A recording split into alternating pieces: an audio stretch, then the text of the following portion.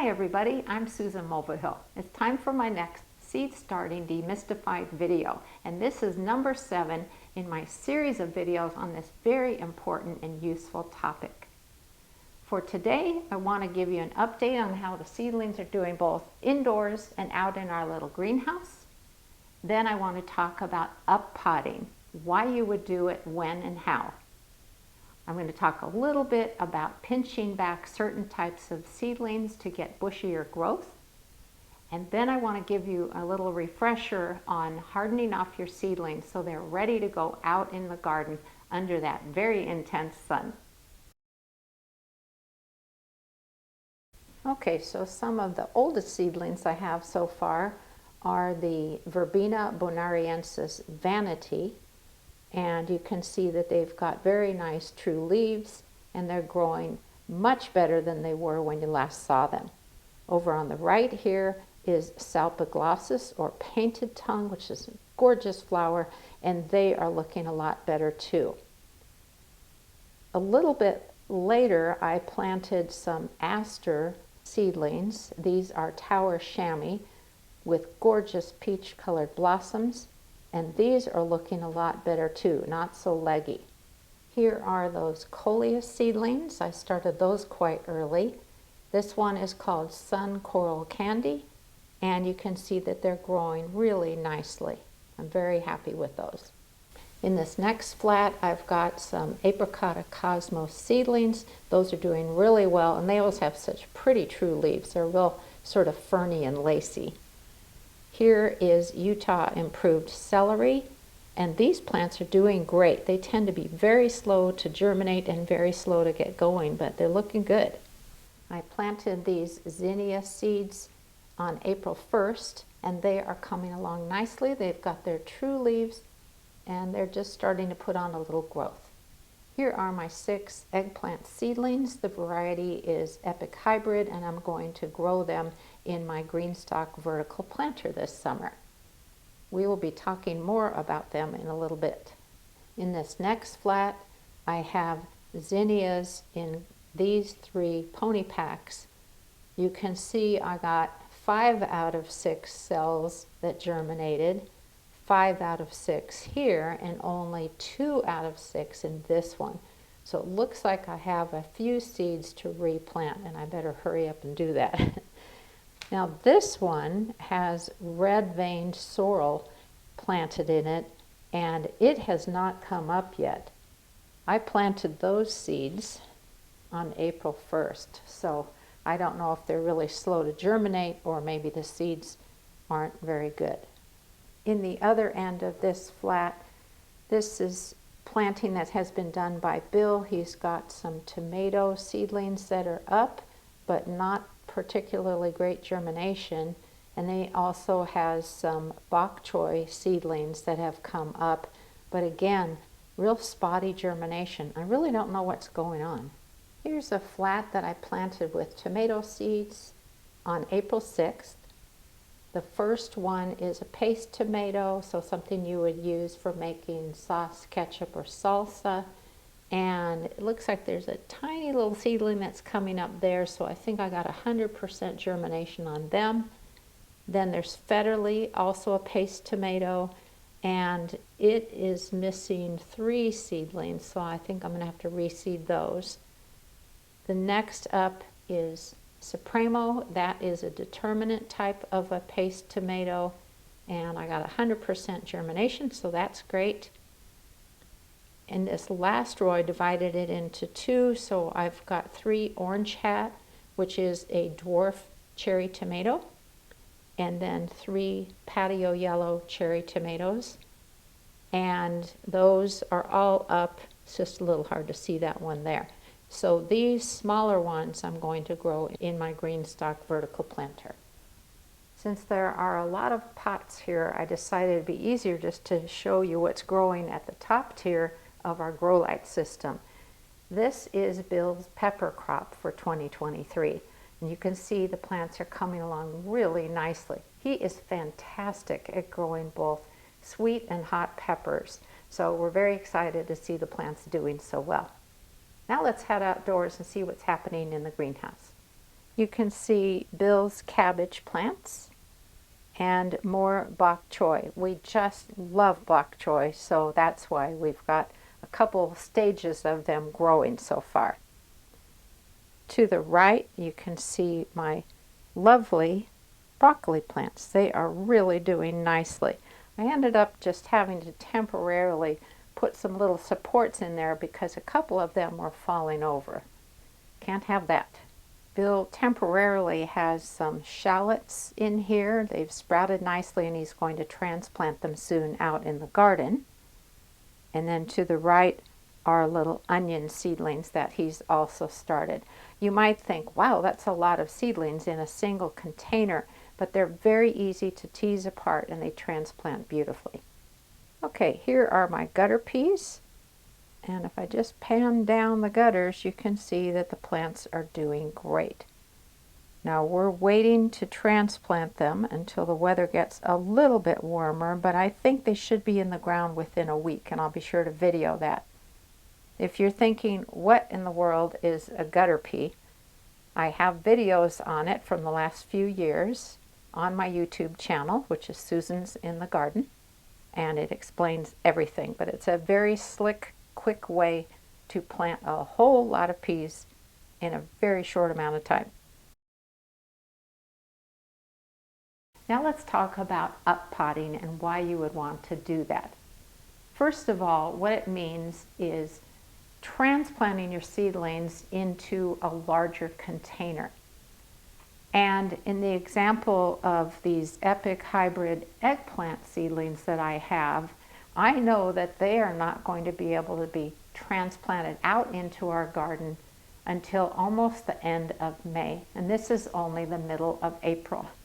If I just kept them in here, their roots are going to be wrapping around, the plants are going to be struggling, and they really are not going to be happy and perform well in the garden.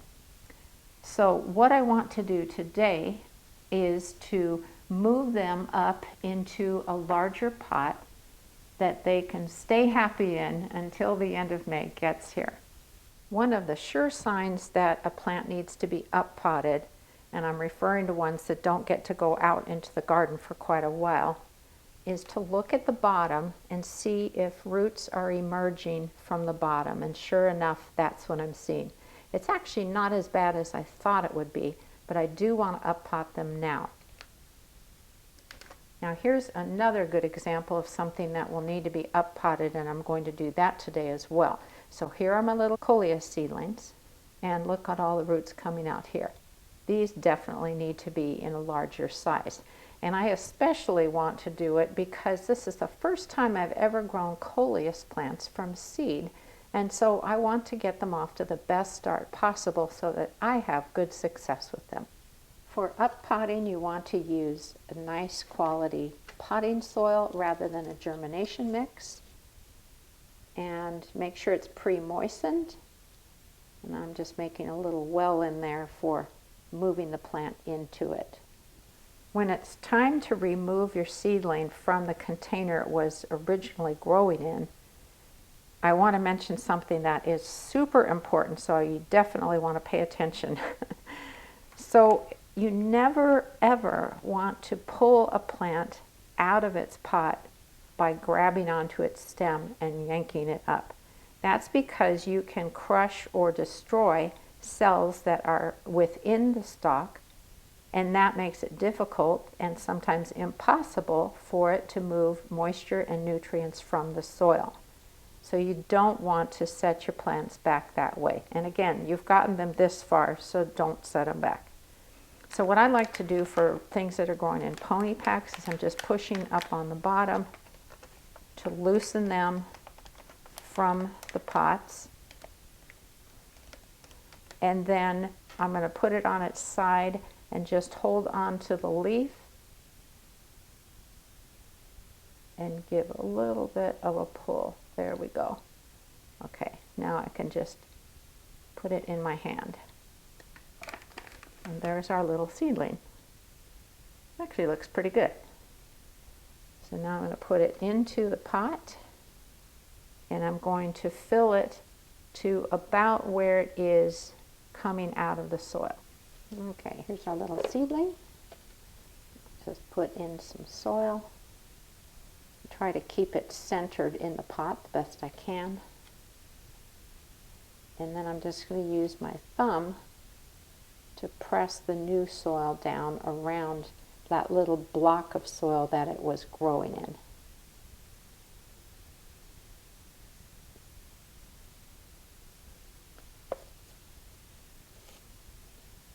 It's important that you press out any air pockets, but again, be gentle with your seedling.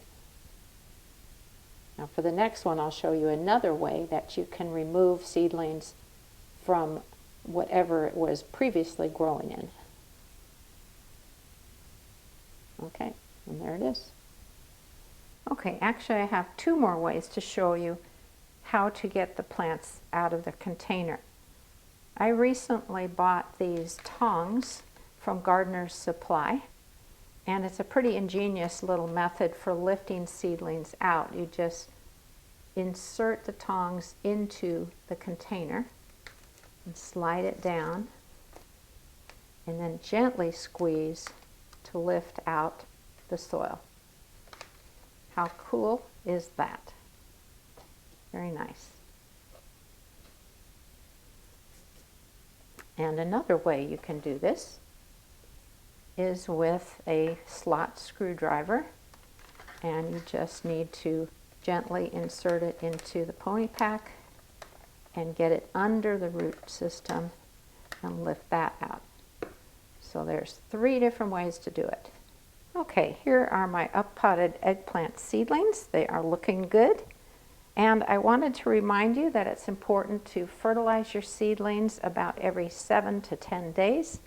I use a liquid nitrogen fertilizer for that purpose. Now chances are you have heard the term pinching back or pinching annual flowers and certain other types of plants.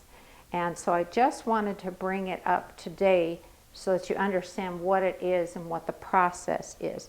Unfortunately, none of my seedlings are large enough yet to be candidates for pinching back. Now this is the Cosmos seedlings, and they are an example of a plant you would pinch back. So the purpose of pinching back is to reduce the height of the central stem and promote branching. It helps you avoid having tall, leggy plants. So you're going to get bushier plants with that. It promotes more lateral shoots, so ones that come off the side, and also more flower buds. Now you'll recall from previous videos, this is what the cotyledons or seed leaves look like. They don't look anything like the mature leaves, do they? So that's the cotyledons or seed leaves, and these are the mature leaves. You want to wait until the seedling has produced a few sets of these true leaves before you do any pinching back. And a lot of times people will wait until their plants are maybe 8 inches tall before they even consider pinching them back. But what you would do is you would go up the stem and you would pinch back above the set of true leaves. Of course, it depends on where you want your plants to start creating new foliage. But the main thing I want to emphasize is that you always do it above a set of true leaves. If you do it down to the cotyledons, you just decapitated the plant. So the types of annuals that you might consider pinching back later when they're larger are marigolds, zinnias, coleus, snapdragons, and cosmos. In the vegetable or herb category, you might consider doing it to a basil plant, because then you're going to get more growth and more of those yummy tasting leaves that we all love. You would not pinch back sunflowers because they generally produce a single stem with a single flower. I wouldn't recommend trying it for things like tomatoes, peppers, and so on.